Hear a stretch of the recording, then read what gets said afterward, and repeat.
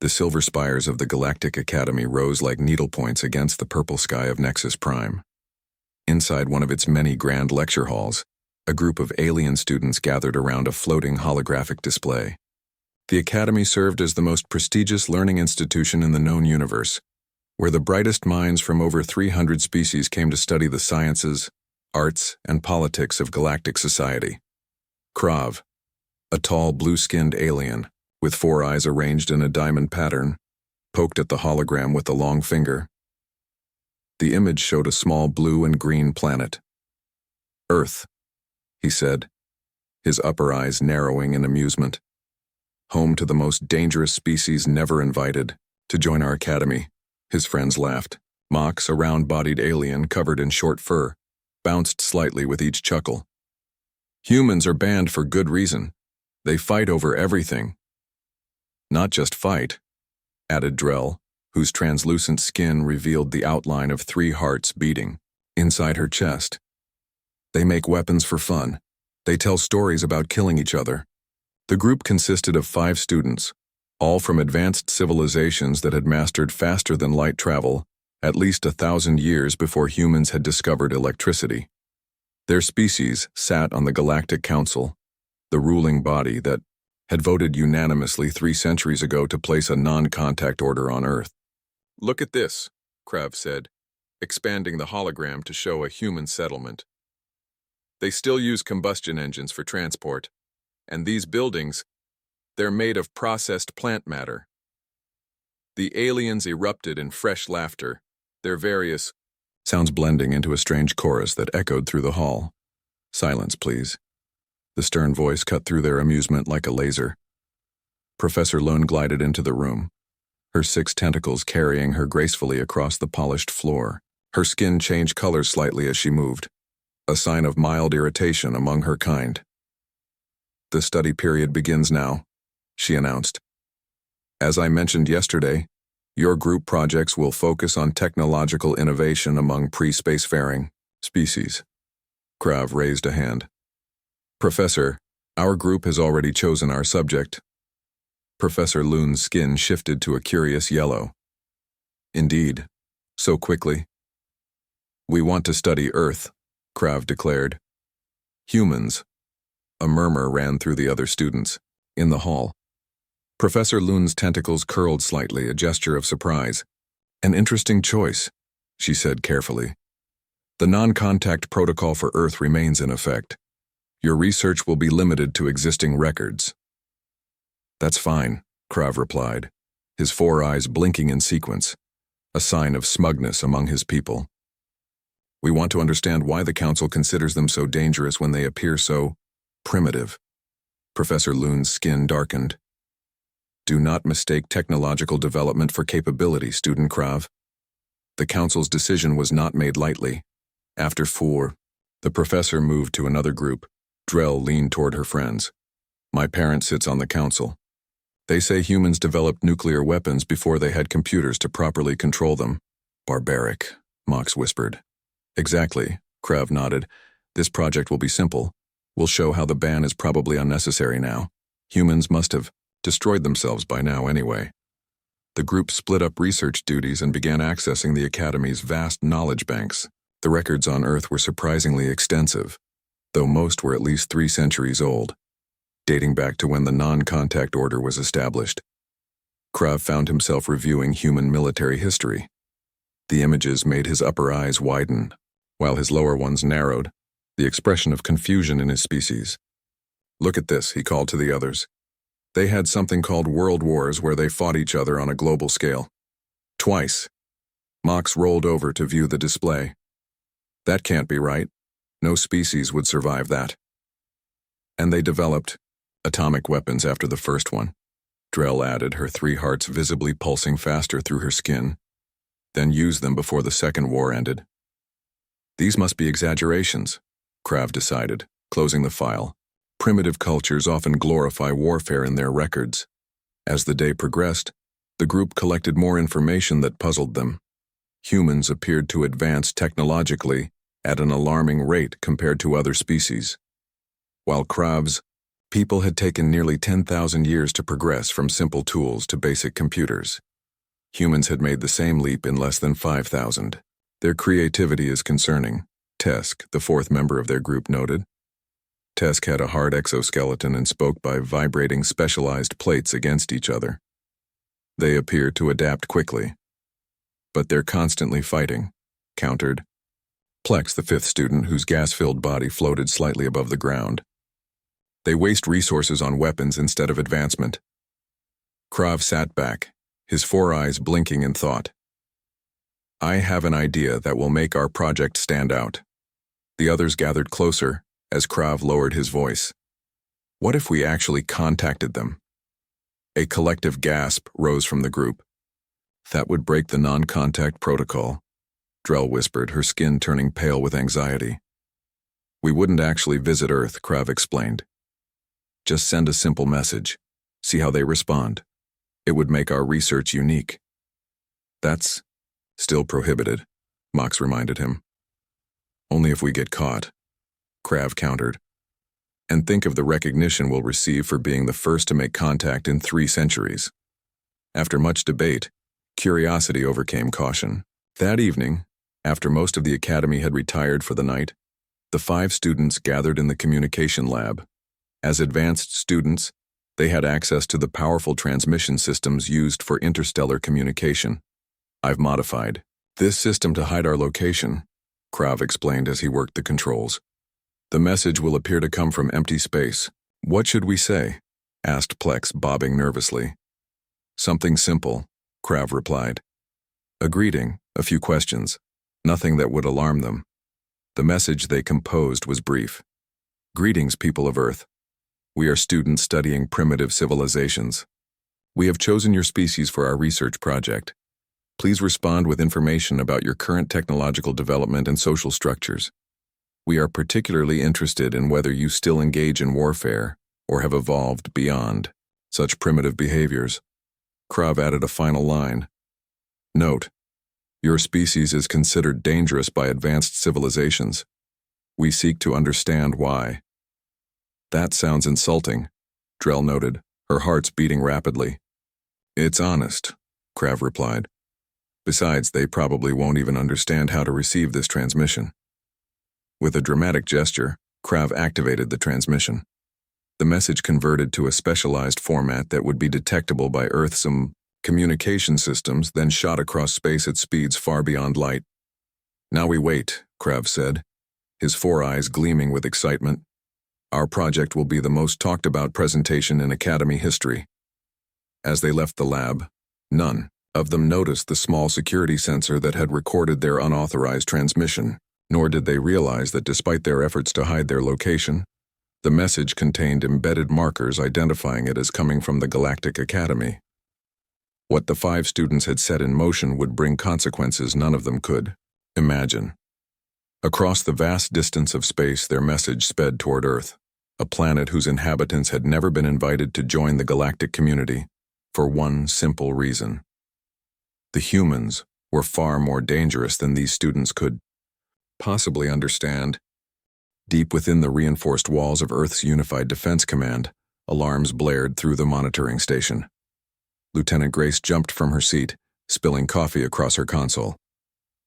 The breach detection system had activated for the first time in over a decade.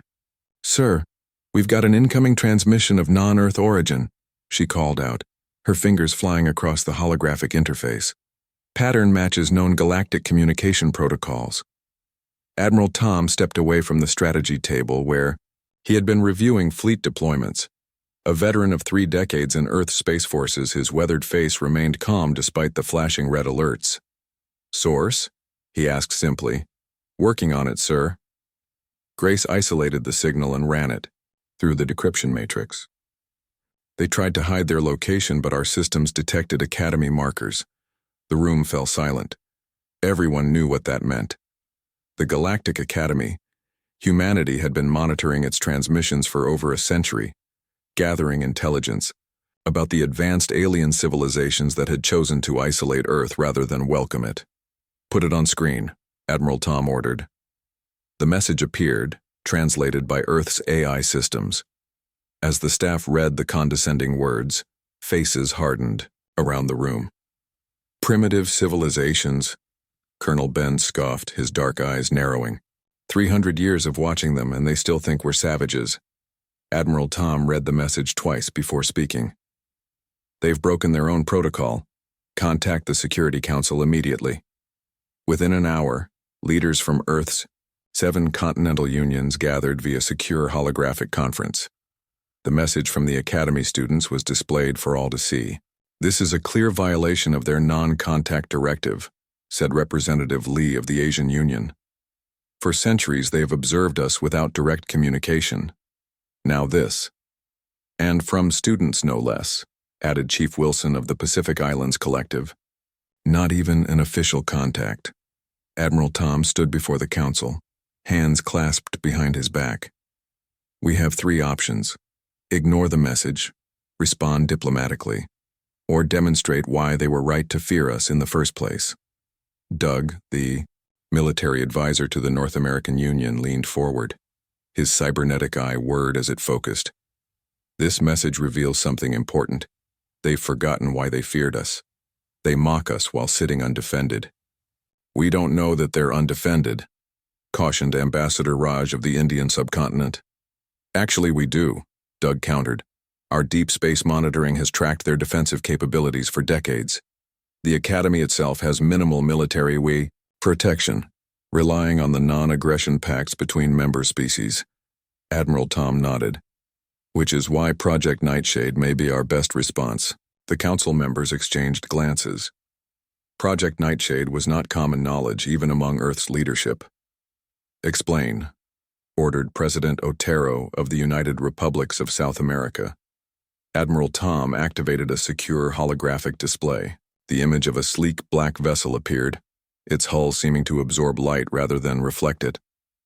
The UDV Nightshade, our first stealth interstellar warship, designed specifically for first contact scenarios.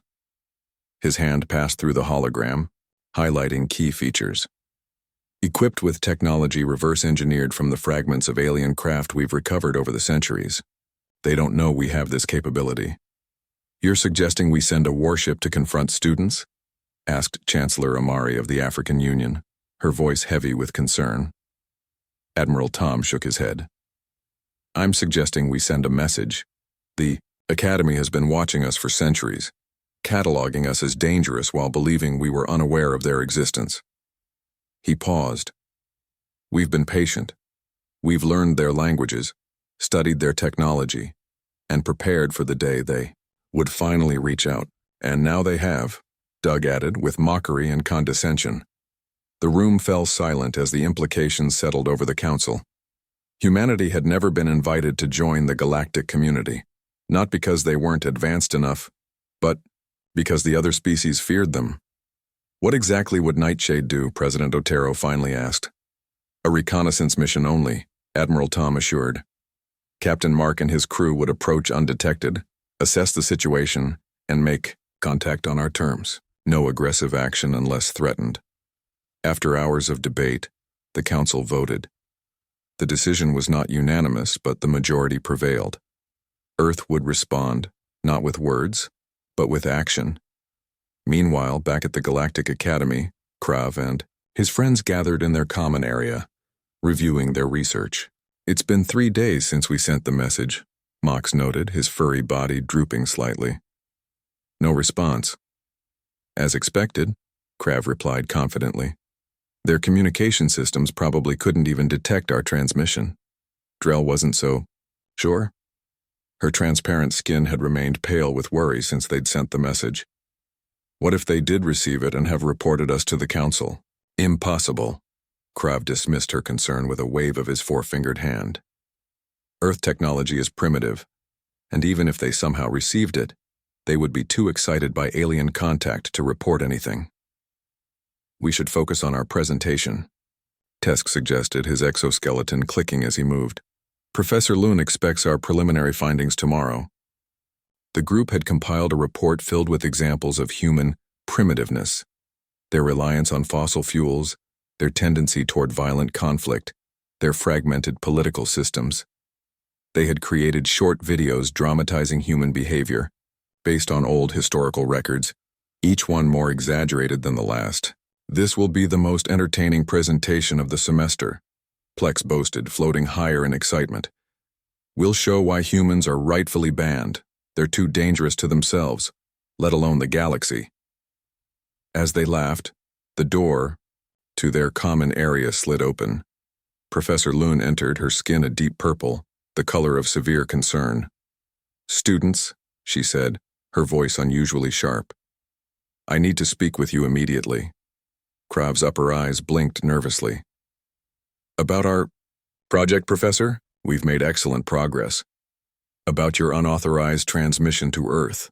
Professor Loon cut him off. The 5 students froze. Drell's hearts became visible, beating frantically through her transparent skin. "How did you—" Mox began. "All communications are monitored," Professor Loon said. "Even those you believe are hidden." Her tentacles coiled tightly around each other. "Do you understand what you've done? The non-contact protocol exists for a reason." "But humans are primitive," Krav argued. "The records show they barely had space travel when the protocol was established." Professor Loon's skin darkened further. "The records you accessed were heavily redacted.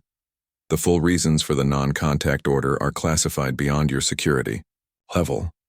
She moved closer, looming over the students. "Humans weren't banned from joining us because they were primitive. They were isolated because they were deemed too dangerous to integrate with galactic society." "Dangerous?" Plex scoffed. "How could they threaten species with our technological advantages?" Professor Loon's voice dropped to a whisper. "Because, in the brief time we observed them directly, humans advanced more rapidly under pressure than any species we had encountered. And their response to perceived threats was disproportionate." A chime sounded from the communication panel on the wall. Professor Loon glided over and activated it. "Professor," came an urgent voice. "The Council requests your immediate presence. There's been an incident." "What kind of incident?" she asked. There was a pause before the response came. "Long-range sensors detected an anomaly near the outer system. It vanished before we could identify it. Given recent events, the Council believes it might be related to Earth." Professor Loon turned back to her students, her skin now almost black with fear. "What have you done?" she whispered. Far beyond the Academy's detection range, the UDV Nightshade dropped out of faster-than-light travel, its advanced stealth systems already active. The sleek black ship absorbed all scanning attempts, appearing as nothing more than a shadow against the stars. On the bridge, Captain Mark studied the holographic display of the Galactic Academy. His crew, 12 of Earth's finest, worked in disciplined silence around him. "Stealth systems functioning at optimal capacity," reported Lieutenant Ava from the tactical station. "Their sensors show no sign of detecting us." Captain Mark nodded. "Begin full scan of the Academy. I want to know everything. Defensive capabilities, communication systems, life forms present." "What about the message, sir?" asked Commander Jim, his second-in-command. "Do we respond?" Captain Mark's lips curved in a slight smile. "Oh, we'll respond, but not in the way they're expecting." The Nightshade moved silently toward the Academy, carrying humanity's answer to 3 centuries of isolation. The UDV Nightshade glided through the darkness of space like a predator moving through deep waters. Its hull, coated with advanced, light-absorbing materials, appeared as nothing more than a void against the stars. Inside the ship, the crew operated, in near silence, each focused intently on their tasks. Captain Mark stood on the bridge, hands clasped behind his back as he studied the massive structure growing larger on the main view screen. The Galactic Academy was even more impressive up close than in the long-range scans Earth had gathered over decades. Its silver spires stretched outward from a central hub like the petals of a metallic flower, each one housing thousands of beings from across the galaxy. "Final approach vector locked in," Lieutenant Ava reported from her station. Her fingers danced across the holographic controls with practiced precision. "Maintaining stealth protocols at maximum efficiency." "Any sign they've detected us?" Captain Mark asked. Commander Jim shook his head. "Nothing, sir. Their scanning systems are sophisticated, but they're not designed to look for vessels with our capabilities. We're effectively invisible to them. This was the true advantage of the Nightshade. While other Earth ships used technology reverse-engineered, from alien designs, the Nightshade had been built from the ground up with a singular purpose: to move undetected through space, controlled by technologically superior species. Its propulsion system left no energy signature. Its hull absorbed rather than reflected scanning beams. Even its life support systems were contained within nested fields that prevented any emissions from escaping. "Begin full-spectrum analysis," Captain Mark ordered. "I want to know everything about that station. Defensive capabilities, communication protocols, power systems, and most importantly, the exact location of our message recipients." The crew worked with quiet efficiency, gathering data as the Nightshade positioned itself within striking distance of the Academy.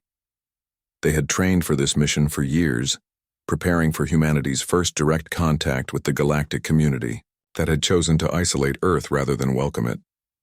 "Sir, I've identified the student living quarters based on power consumption patterns," reported Officer Lin from the sensor station. "There's a cluster of 5 life forms whose biological signatures match the species tags from the message." "Good work," Captain Mark nodded. "What about their defenses?" "Minimal as expected," Commander Jim replied. "The Academy itself has basic shield technology and emergency protocols, but no serious weapon systems. They rely on the galactic non-aggression pacts and their remote location for security. Their overconfidence is our advantage," Captain Mark said quietly. "Position us within 50 kilometers of the main communications array.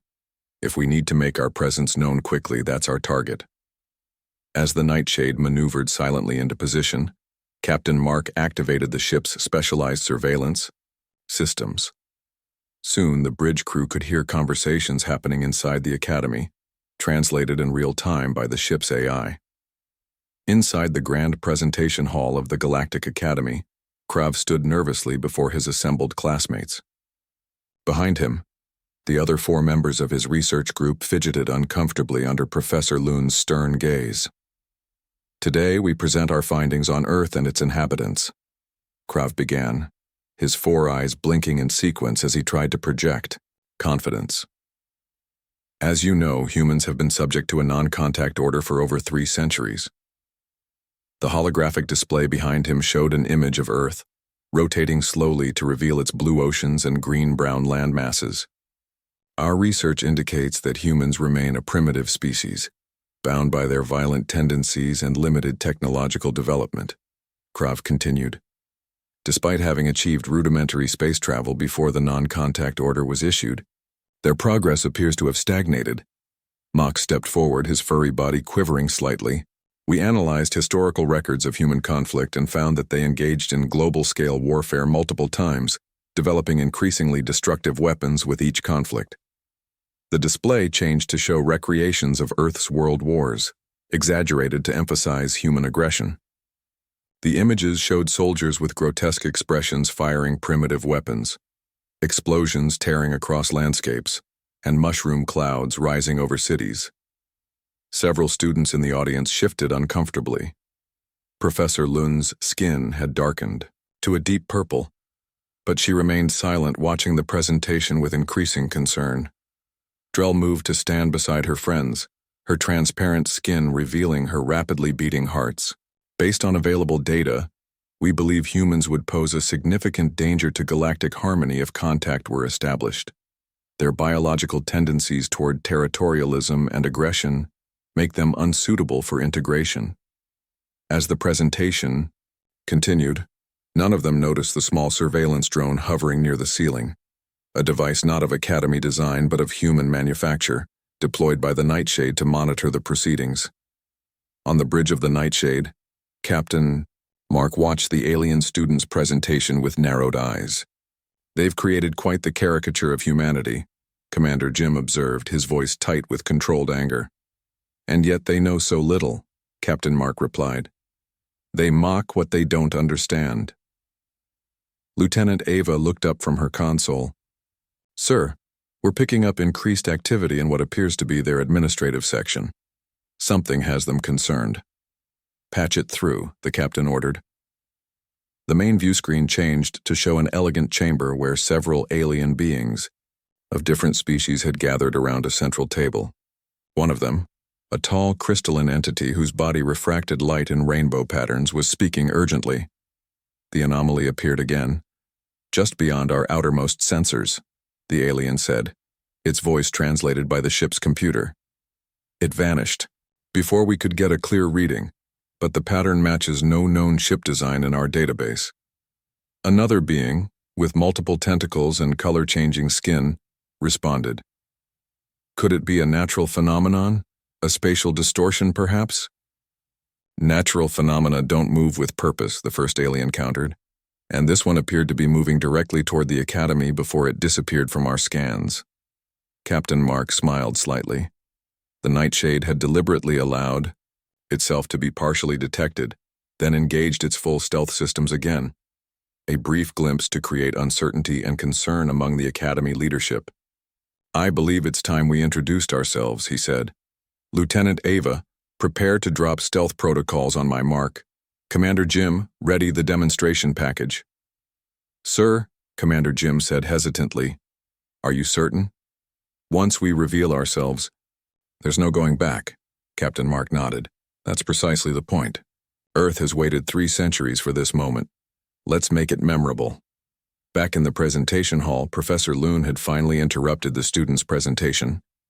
While I appreciate your research efforts, she said, her tentacles coiled, tightly in agitation, I must point out several inaccuracies in your characterization of human development. Krav blinked in surprise. Inaccuracies, Professor? We used the Academy records. You used incomplete records, Professor Loon corrected. The full data on human technological advancement is classified beyond student access.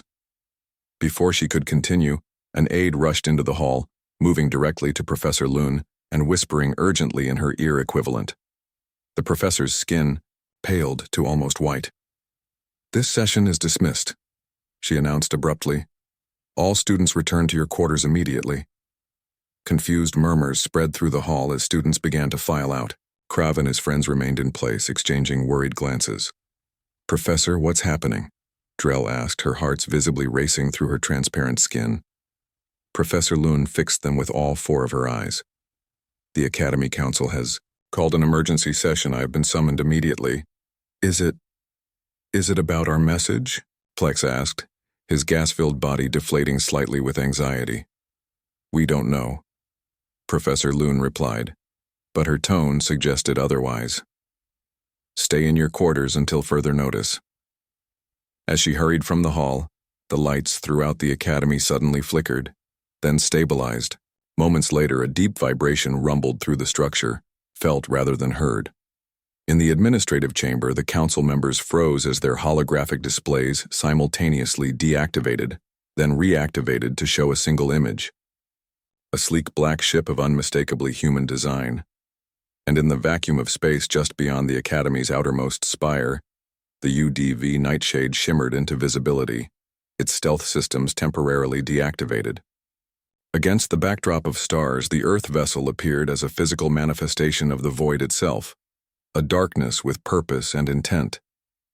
The message that followed was transmitted on all Academy frequencies in perfect galactic standard. Greetings, Galactic Academy. This is Captain Mark of the United Defense Vessel Nightshade. We received your students' message and have come to provide the information they requested about our current technological development. Shall we begin? The council chamber of the Galactic Academy fell into stunned silence. 7 representatives from the most advanced civilizations in known space stared at the image on their screens. A vessel of human design that had somehow approached their sanctuary undetected. High Counselor Vex, the crystalline being who led the Academy governance, was the first to recover. This is impossible, he stated, light refracting through his body in patterns that indicated extreme stress. Our detection systems are the most advanced in the galaxy. Evidently not, replied Counselor Zet, whose gaseous form swirled in agitation within her containment field. The humans have developed technology beyond our awareness. Professor Loon entered the chamber, her skin cycling through colors rapidly, a sign of intense emotion among her species.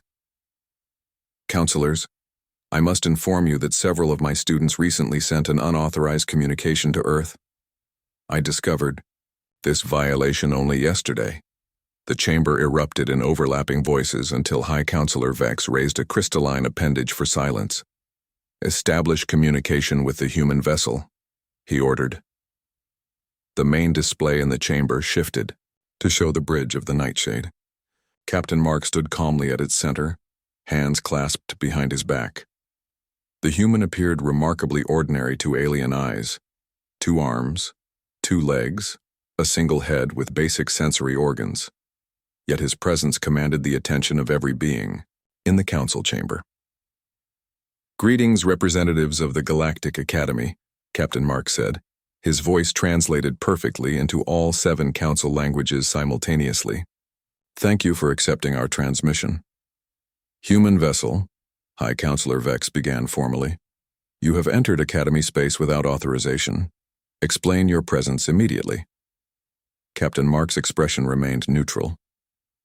We received a message from your students asking about Earth's current technological development and social structures. Rather than send a text response, we thought a practical demonstration would be more educational. The implied threat wasn't lost on the council members. Counselor Trabb, whose multi-limbed form represented the oldest spacefaring civilization, present, leaned forward. Your ship's capabilities appear unexpected, Trabb said carefully. How did you approach without detection? Captain Mark allowed himself a small smile. That information falls under Earth's military classification protocols. However, I can confirm that we've been monitoring Academy transmissions for well over a century. Your non-contact order never actually isolated us. It merely ensured we developed independently, without your interference. This revelation sent new ripples of shock through the chamber. The Council had always believed their observation of Earth was one-sided. We wish to speak with the students who sent the message, Captain Mark continued. Their communication was quite interesting. High Counselor Vex hesitated, then nodded to Professor Lune. Bring them here. They must face the consequences of their actions. Krav and his friends huddled in their common area, watching through the windows as security personnel rushed across the Academy grounds. Emergency lights pulsed along the corridors, and announcement systems advised all students to remain in their quarters. They're saying a human ship has appeared outside the Academy, Drell whispered, her heart's visible and racing through her transparent skin. That's impossible, right? Humans don't have interstellar travel capability. Of course they do, Mox replied, his fur standing on end. They achieved basic space travel centuries ago. But reaching the Academy? That would require faster-than-light technology. And navigation coordinates they shouldn't possess, added Tesk, his exoskeleton clicking nervously. Plex floated lower than usual, his gaseous body condensing with worry. Do you think they received our message? Could this be a response? Before Krav could answer, the door slid open. Professor Lune entered, accompanied by 2 Academy security officers. You 5 will come with me immediately, she said, her skin a dark, ominous purple. The Council has summoned you. And she paused, all 4 of her eyes blinking in sequence. The humans have requested to speak with you specifically. The poor walk to the council chamber felt endless. Academy hallways that had once seemed welcoming now felt confining, as the 5 students followed Professor Lune through security checkpoints. They passed a viewpoint and gasped collectively. Through the transparent dome they could see the human ship, a dark angular vessel that seemed to absorb the light of nearby stars. It's so small, Krav whispered. Most galactic vessels were massive constructions, designed for comfort during long voyages. The human ship appeared functional, utilitarian, and unmistakably military in purpose. When they finally entered the Amri council chamber, the students found themselves face to face with the ship's captain on the main display screen. The human's eyes, only 2 of them, Krav noted with a strange sense of disappointment, seemed to look directly at each student in turn. These are the individuals who sent the message? Captain Mark asked. Yes, Professor Lune confirmed. Students Krav, Drell, Mox, Tesk, and Plex. The human captain nodded. I've reviewed your message and your recent presentation on human civilization. Both contained significant inaccuracies. Krav, usually confident to the point of arrogance, found himself unable to speak. It was Drell who finally stepped forward. We apologize for any offense, she said, her voice wavering slightly. Our message was sent as part of a research project. A research project that violated Academy protocols, Captain Mark noted, and one that characterized my species as primitive, violent, and unsuited for galactic society. High Counselor Vex intervened. Captain, these are merely students. Their actions do not represent the official position of the Academy or the Galactic Council. Perhaps not, Captain Mark agreed. But their message presented an opportunity we've been waiting for. Earth has respected your non-contact order for 3 centuries, despite being fully aware of your observation posts in our solar system. We could have destroyed them at any time. The revelation that humans had known about the observation posts sent another shockwave through the council chamber. Those posts had been considered completely covert, using the most advanced stealth technology available. If you were aware of our presence, why did you not make contact before now? Asked Counselor Jet. We were curious to see how long you would watch us without introducing yourselves, Captain Mark replied. 300 years seemed sufficient time for observation. When these students broke protocol, we decided the time had come for a proper introduction. Krav finally found his voice. You claim to be peaceful, yet you arrive in what is clearly a warship, he challenged, his 4 eyes narrowing. This only confirms our research about human aggression. Captain Mark's expression hardened slightly. Interesting perspective. Perhaps a demonstration is in order. He turned to someone off-screen. Commander Jim, activate Package Alpha. For a moment, nothing happened. Then, one by one, the systems throughout the Academy began to shut down.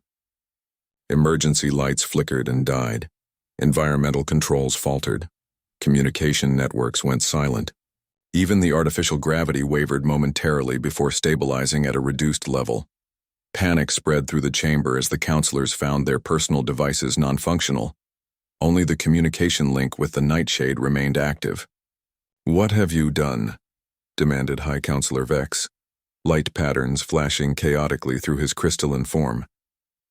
A non-destructive electromagnetic pulse, precisely calibrated to affect your technology without causing permanent damage, Captain Mark explained calmly. No weapons were fired, no one was injured. This is merely a fraction of our capabilities, developed independently while you watched from a distance and deemed us too dangerous to contact. The students stood frozen in shock. Their research had suggested humans were centuries behind in technological development. Yet here was evidence that they had not only caught up but perhaps surpassed their observers in some areas. Power will return in exactly 60 seconds, Captain Mark continued. Consider this a small demonstration of why your initial assessment of humanity was both accurate and deeply flawed. We are indeed dangerous when threatened, but we are not primitive. As promised, exactly 1 minute later, systems throughout the Academy began to reactivate. Lights returned. Environmental controls resumed normal function. Communication networks reconnected. But something fundamental had changed. The illusion of superiority that had comforted the Academy for centuries had been shattered in less than 2 minutes. Captain Mark leaned slightly forward, his gaze moving from the counselors to the students. Now, shall we discuss the response to your research inquiry properly? You asked about Earth's current technological development and social structures. You asked why we are considered dangerous. I believe this demonstration has answered at least one of those questions. Krav's 4 eyes blinked rapidly as understanding dawned. Their mockery of humans had been based on ignorance, dangerous ignorance. And now the very species they had ridiculed had appeared literally overnight, bypassing all defenses, and demonstrating power that could have easily destroyed them instead of merely inconveniencing them. We're ready to listen, he said quietly, all traces of arrogance gone from his voice. The main hall of the Galactic Academy had never been so full. Students and faculty from all 300 member species packed the tiered seating, their diverse forms creating a living tapestry of galactic life. At the center of the hall, projected on a massive holographic display, stood Captain Mark of the UDV Nightshade. His image towered over the assembled beings, a deliberate choice by the Academy Council to ensure every attendee understood the gravity of the situation. For 3 centuries, Captain Mark began, his voice translated perfectly into all major galactic languages, Earth has observed your observation of us. A murmur rippled through the crowd. Many had still not processed that humans had known about the galaxy's monitoring of their planet. You might wonder why we never announced ourselves before today, he continued. The answer is simple. We were curious. While you watched our television broadcasts and monitored our radio signals, we studied your language patterns. While you tracked our spacecraft, we reverse-engineered your sensor technology from the pieces of observation equipment that occasionally failed and fell to Earth. In the front row, Krav sat with his 4 eyes downcast. Beside him, Drell's transparent skin revealed her heart's beating at a more measured pace now. The initial fear had given way to fascinated attention. Mox's fur lay flat against his round body, a sign of submission in his species. Tesk and Plex remained perfectly still, absorbing every word. Many of you believe humans were banned from joining the galactic community, Captain Mark said. This is your first misconception. Earth was not banned, we chose isolation. Another wave of surprised whispers swept the hall. Professor Lund, seated near her students, nodded slowly. She had suspected as much, though the full truth had been kept from most Academy faculty. Captain Mark gestured, and the holographic display changed to show the first contact between Earth and galactic representatives centuries earlier. When your observers first approached Earth openly, they encountered a planet divided by national borders, ideological differences, and resource competitions. They saw our conflicts and our weapons. They saw our rapid technological advancement, faster than any species in your records, and they made a recommendation to the Galactic Council that humanity be given time to mature before formal introduction to the wider community. The display shifted again, showing the transcript of that ancient council meeting. What you may not know is that human representatives were present for that discussion. We agreed with the assessment. Our planet needed time to overcome its divisions, but we requested one condition: that all observation be conducted passively, without interference in our development. High Counselor Vex rose from his seat at the edge of the stage, light refracting through his crystalline body, in a pattern indicating formal address. This is true, he confirmed to the stunned audience. What you are hearing is the classified history of Earth's relationship with the galactic community. Only council members have had access to these records until now. On the massive screen, Captain Mark nodded in acknowledgement. For 3 centuries, both sides respected this arrangement. You watched us develop. We allowed this observation while preparing for eventual contact, but we also prepared for less peaceful scenarios. The display changed again, now showing the UDV Nightshade in orbit around the Academy. Its black hull seemed to drink in the light, making it appear more like a void in space than a physical object. The vessel you see is not our most advanced warship, Captain Mark explained. It is a diplomatic craft designed specifically for first contact scenarios. Its defensive capabilities were demonstrated yesterday. A localized energy pulse that temporarily disabled your systems without causing harm. He paused, allowing the implications to sink in. If this was merely a diplomatic vessel, what might an actual human warship be capable of? Yesterday's demonstration was not intended as a threat, but as an answer to the question posed in the student message. Why humans are considered dangerous? The answer is not that we are inherently violent or aggressive. The answer is that we adapt more rapidly under pressure than any species you have encountered. At these words, Krav finally looked up, his 4 eyes blinking in understanding. The research his group had compiled had shown exactly this pattern. Human technological leaps occurring most rapidly during periods of conflict or competition. The 5 students who contacted Earth will face consequences for breaking protocol, Captain Mark continued. But I have discussed their fate with the Council and proposed an alternative to standard punishment. Every being in the hall focused intently on the captain's next words. These students will serve as the first official cultural exchange participants between Earth and the Galactic Academy. They will spend 1 Earth year on our planet, learning directly about human society rather than studying redacted records. Krav's eyes widened in shock. Drell's hearts became clearly visible, beating rapidly with surprise and perhaps excitement. The other 3 students exchanged glances of disbelief. Additionally, Captain Mark added, Professor Loon has agreed to serve as academic liaison between Earth and the Academy, developing a comprehensive curriculum that accurately represents human civilization. Professor Loon's skin shifted to a bright yellow, the color of academic enthusiasm among her species. This was an unprecedented opportunity. The holographic display changed one final time, showing the image of a stately woman with silver hair and commanding presence. This is Admiral Tom of Earth's Unified Defense Command, Captain Mark explained. She has authorized me to extend an invitation to the Galactic Council for formal diplomatic relations between Earth and the galactic community. Admiral Tom looked out at the assembled aliens with calm confidence. Greetings to all beings of the Galactic Academy. For 3 centuries we have watched each other from a distance. Today, that distance ends. Earth is prepared to join the galactic community, not as a junior member requiring guidance, but as an equal partner with unique perspectives to contribute. The Admiral's image was replaced by Captain Mark once more. The Nightshade will remain in Academy space for 7 Earth days, while preliminary diplomatic protocols are established. During this time, the 5 students and Professor Loon will prepare for their journey to Earth. As the transmission ended, the hall erupted in excited conversation. Species that had never before encountered humans now faced the prospect of regular interaction with them.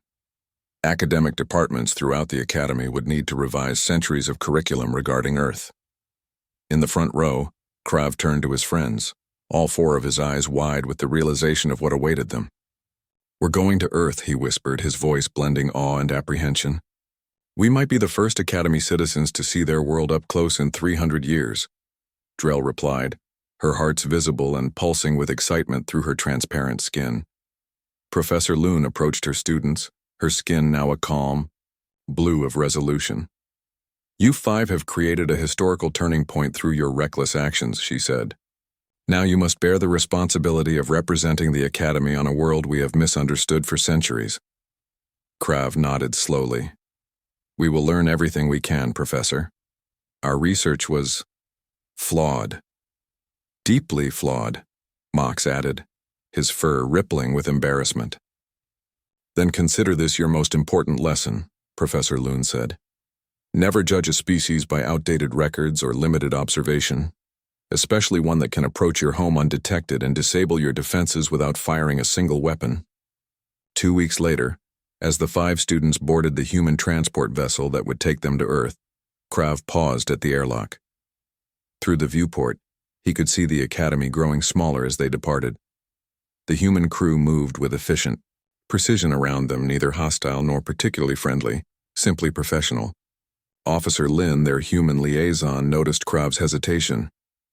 Having second thoughts? She asked.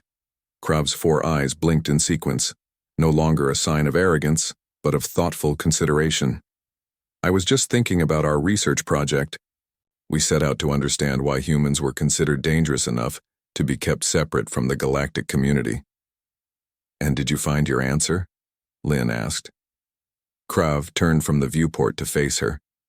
Yes. Humans aren't dangerous because you're primitive or aggressive. You're dangerous because you never stop adapting, never stop improving. When faced with a challenge, you don't retreat, you overcome. Lin smiled slightly. That's part of it. The rest of the answer is waiting for you on Earth. Lesson 1 begins now. As the ship accelerated toward the planet that had been watched but never truly understood for 3 centuries, Krav realized that the mockery his group had directed at humans had been born of ignorance, dangerous ignorance that had nearly led to disaster. The true danger had never been human aggression, but the complacency of those who believed themselves superior without cause. The greatest lesson had already been learned. Never underestimate a species that turns isolation into strength, observation into opportunity, and challenges into advancement, especially when that species builds ships that can eliminate you without firing a single shot.